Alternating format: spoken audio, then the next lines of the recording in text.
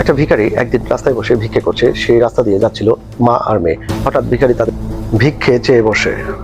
তারপর সেই মহিলা তাকে কিছু টাকা ভিক্ষে দেওয়ার পরে তাদের ভ্যানিটি ব্যাগ থেকে 500 টাকার একটা নোট পাঠিতে পড়ে যায়। ভিখারি সেই নোটখানা উঠিয়ে মহিলাকে ফেরত দিয়ে দেয় এবং মহিলা তার সততা দেখে তার কাছে মুগ্ধ হয়ে যায়। তখন মুগ্ধতার জন্য মহিলা তাকে জিজ্ঞেস করে, বলো তুমি আমার কাছে কি চাও? তোমার সততা দেখে আমি মুগ্ধ হয়েছি। তখন ভিখারি বলে, আমি আপনাদের বাসার আঙিনায় বসে আপনার জুতো পরিষ্কার করতে চাই।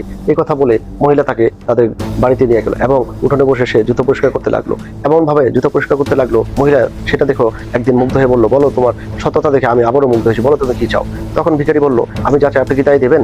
বললো হ্যাঁ। তখন ভিখারি বলল, আমি আপনার মেয়েকে বিয়ে করতে চাই। বিয়ার করা সততা দেখে মুগ্ধ মহিলা রাজি হয়ে গেল।